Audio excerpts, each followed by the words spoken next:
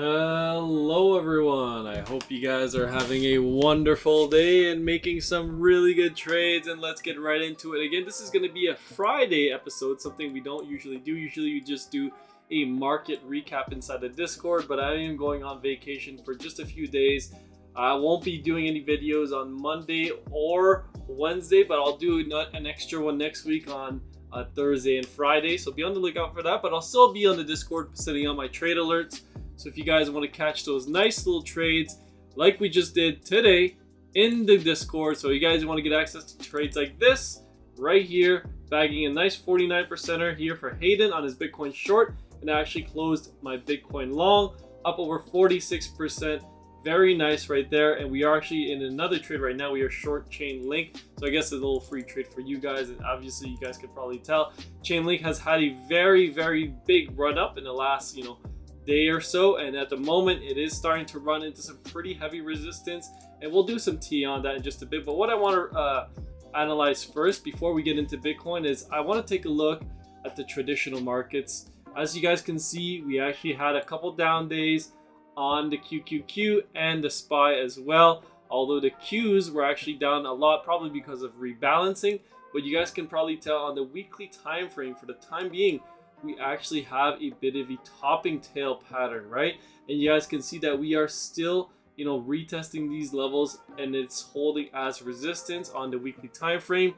Taking a look at some stocks, right? Not just the indices as a whole, but taking a look at some big stocks like Netflix, big topping tail there as well.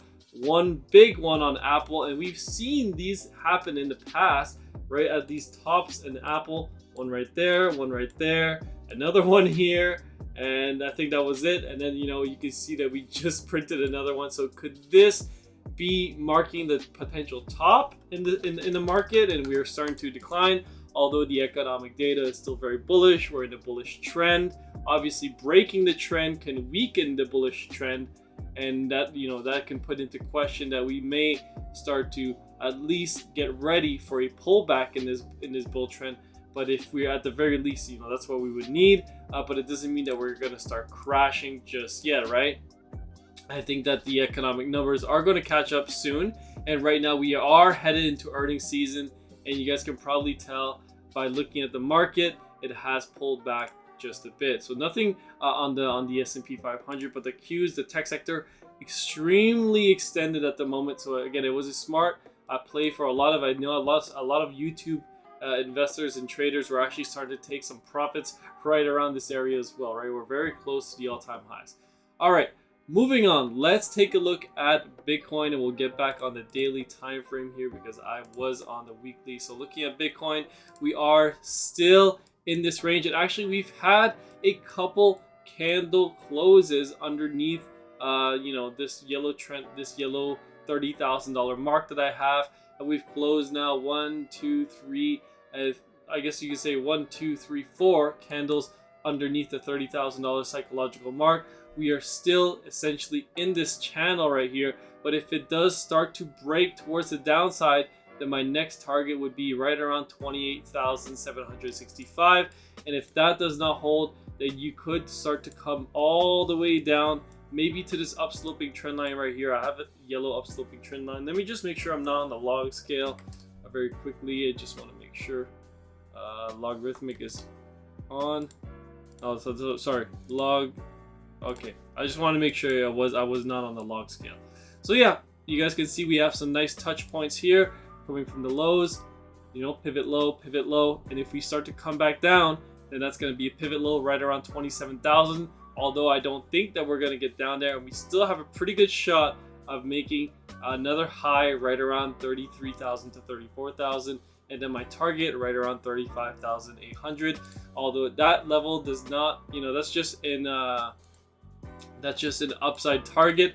It doesn't mean once we get to this level you got to go all in on your shorts, right? So just be patient for the time being. And let's see what Bitcoin does on the weekend. It's probably going to be some sideways chops, so don't expect too much price action. All right, let's get over to Market Cipher. We'll take a look at Bitcoin here on Market Cipher. Let's take a look at that daily time frame. And again, it's showing a wave 5 top, but nothing is confirmed yet. Momentum waves are starting to go down, although the VWAP is not going same direction as the momentum waves. So we might be placing a bit of a bottom here, and then we might see, you know, potential rally back up in a B wave, and then another C wave towards the downside. Although I don't think that this is our wave 5 top, in my opinion.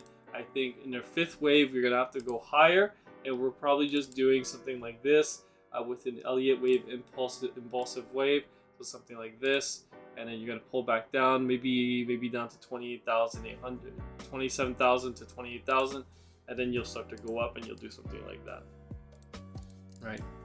Something like this. Right, all right, so that's essentially what I'm thinking, but obviously that doesn't have to happen. We'll just follow the price action at the moment. Looking at the weekly, again, it's looking obviously less bullish. We potentially might get a red dot next week. We are in that green money flow, right? So like I mentioned last time in a couple of videos that I talked about using Market Cipher, you can see that once we exited that red money flow and we entered the green money flow, we had some tremendous rallies towards the upside.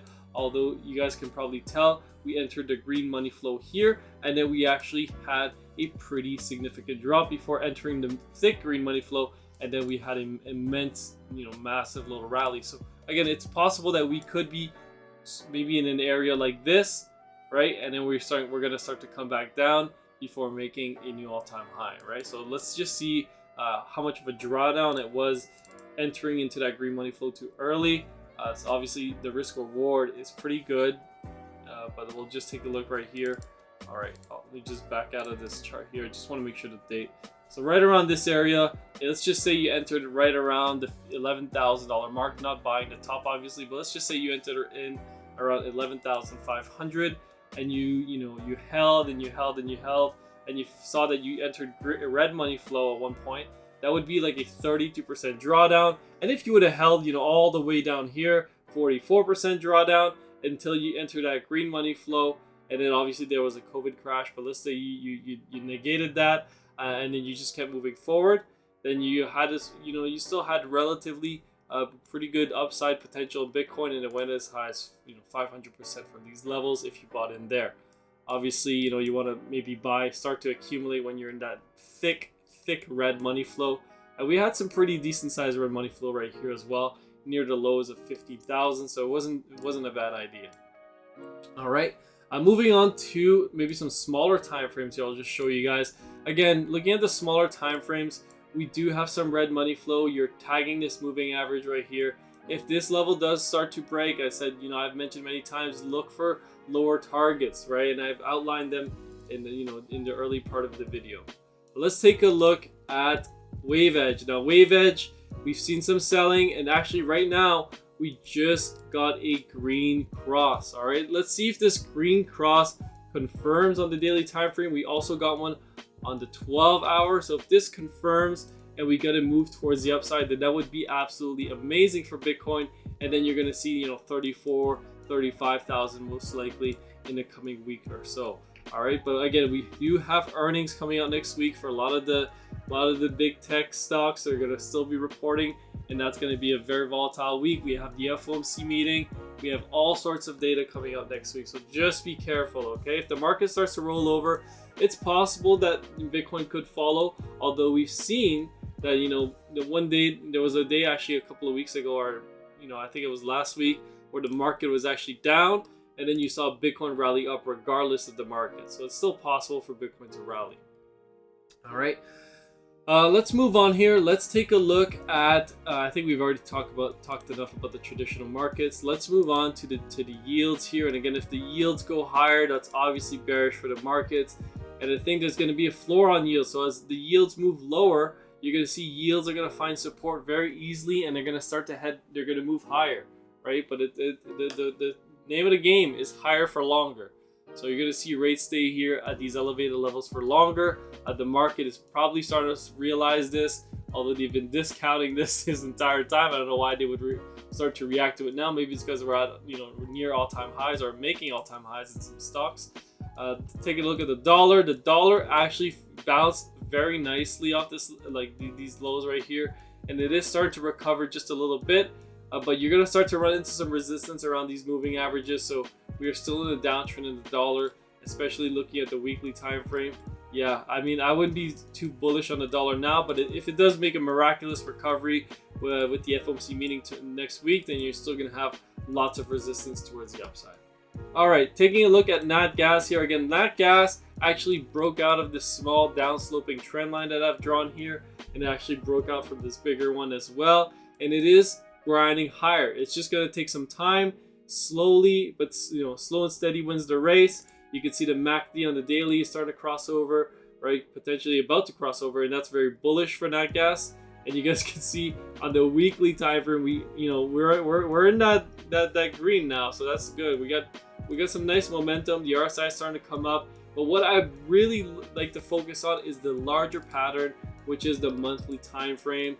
And again, looking at the monthly, you got that big bottoming tail. You had the retrace, right? You did make lower lows, you held the lows, and then you start to inch up, and now you just essentially got to get a monthly close above $2.78 or $2.80. After that, you're probably going to get a nice little run up towards the upside, maybe even as high as $5-6, but we'll have to see. I already have some price targets way before that we're going to exit some positions. But again, once this starts to get going, it's really going to move quickly.